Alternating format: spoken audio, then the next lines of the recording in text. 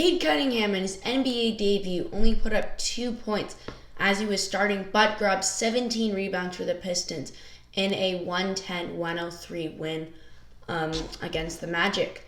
Welcome back to the NBA Recap. I'm your host, Evan, and this is another episode of our series for the NBA Recap. Sorry for not posting yesterday. Kind of need a little break from it because I do have school, obviously. But we are back today with another episode of our recap, and we had some exciting games last night. There's 11 games in the NBA, and we are going to go over the exciting ones that happened. We are also going to just briefly recap the blowout games at the end of the recap, but stay tuned if you want to see your team. To start off, we had a double overtime game. That doesn't happen a lot, but it did last night. It was between the Washington Wizards and the Boston Celtics, where in the first overtime they scored a total of 6 points, but the Celtics scored 3 in the double overtime and the Wizards scored 6 as the Wizards won. Jaylen Brown had one of the best days of his career, scoring 36 points and a monster dunk as Montrezl Harrell was daydreaming in this game as he just watched Jaylen Brown as he scored 34 points, grabbed 6 boards, 2 assists, had a block and a steal. Montrezl had 20 and 14, but I need to give it to Bradley Beal with 36 points and 7 rebounds on the day, as well as Kyle Kuzma getting a 17 and 17 day as Kuz put up hit the most rebounds in his career. Montrezl Harrell, though, did make it back by making a buzzer beater half-court shot for the Wizards, and almost an absolute garbage pass that was supposed to be for Bradley Beal, but literally was a throw like some that happened on Sunday, which is today on where the football teams play. Jaylen Brown gets stripped of the ball as the Wizards don't have to deal with a big three that could have tied the game. Contavious Caldwell-Pope seals it down, and the final 115-112 for the Washington Wizards as they improve to 5-1, and the Celtics go down 2-4. Celtics had a terrible 3-point percentage for their team, 7.7 as a team, as the Wizards shot almost 30%, and the Wizards did have 2 more turnovers but had more rebounds, and that's about it. They also had more turnovers. And the Celtics led everything in field goal, free throw, and assists, as well as field goal. And that was just a better game for the Celtics. Jason Tatum could have had such a better day. Because they went into a double overtime, he could have helped him out. He had 26 points, 15 rebounds. Not bad. But really could have helped out more. I mean, I'm asking for a lot. But he needs to he hasn't been the best this year. I'll just say that. He hasn't put up any huge stat lines like this. Yes, it is a big stat line. But if he wants to win, he needs to show some other stat than just points, which he can do. He can get assists, get his teammates into it, and play some better defense. Those are the keys for the Celtics, but they had a good game. I cannot blame them. And then we're this close to finishing it. Our next game, we have Pacers versus Raptors. Scotty Barnes, arguably the best rookie this year, and put on a show today, dropping 21 points, 12 rebounds, his second double-double of his young career. Got a steal and an assist, and grabbed 10 defensive rebounds, as OG Anunoby had an amazing day as well, going 5, 5, and 15, as well as Fred VanVleet going 16, 6, and 4. As Steve Mihailuk off the bench put up 16 and 4.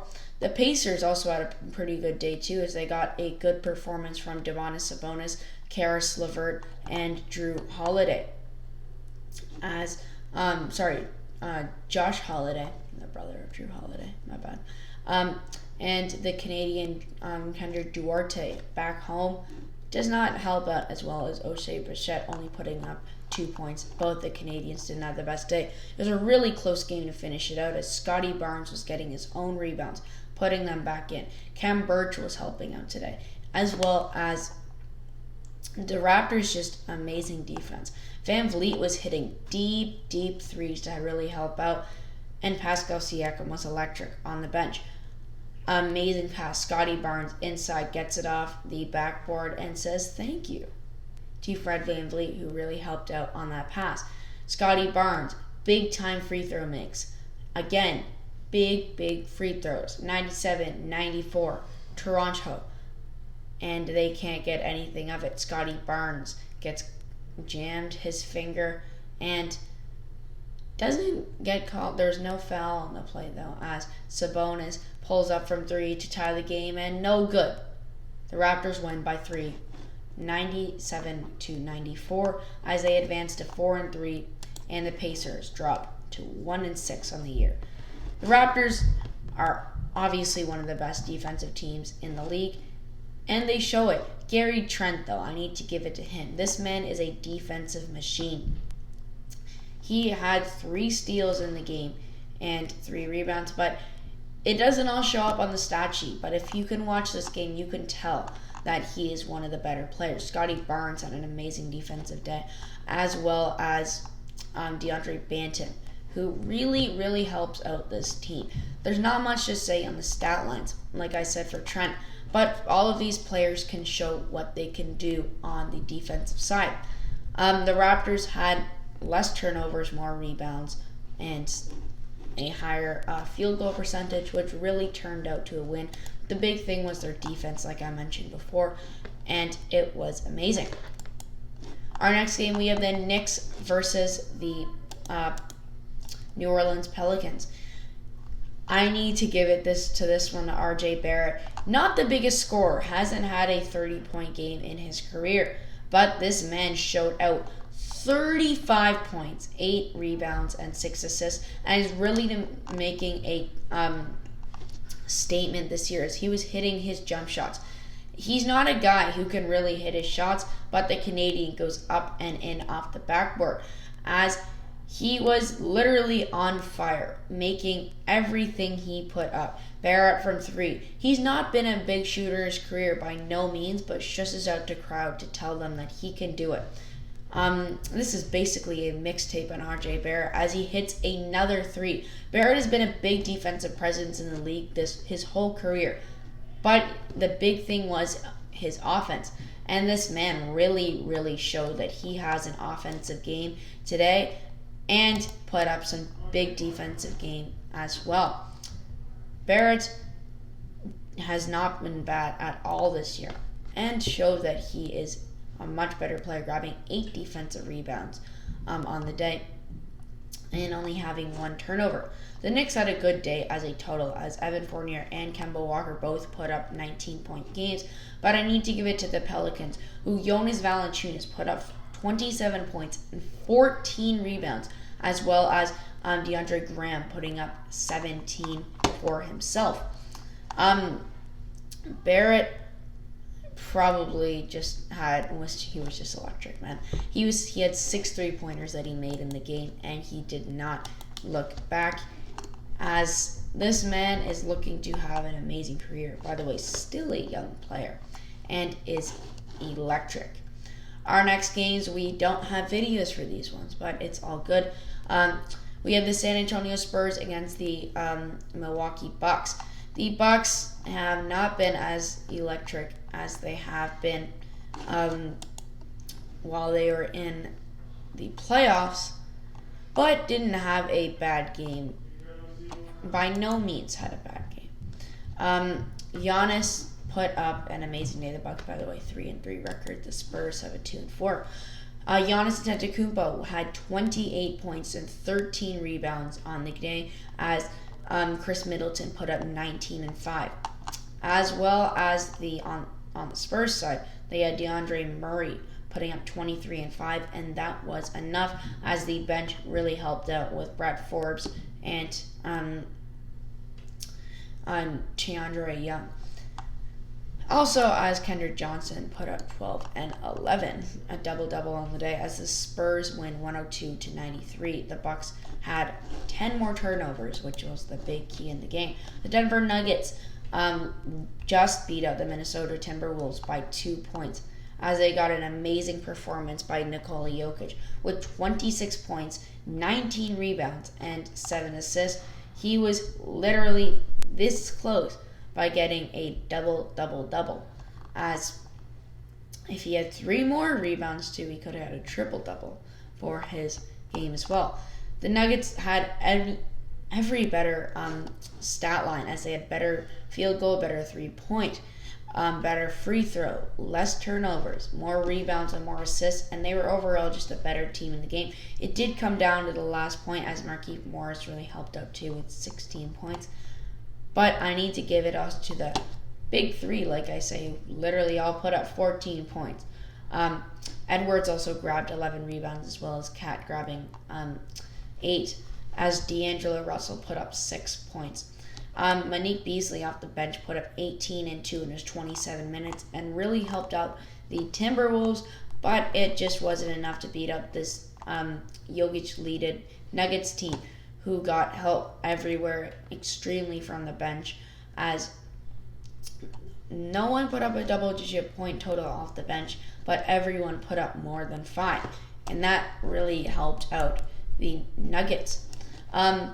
Talking back to the Detroit-Orlando game, like I mentioned before, Cade Cunningham with 19 minutes put up 2, 7, and 2 with 3 turnovers though, as Jeremy Grant put up 22 and 7 for the Pistons, as well as Sadiq Bey with 13 and 7. But I need to give it to Kelly Olynyk off the bench, 18 and 6 for 3 and 2. Yes, 3 steals and 2 blocks in the game.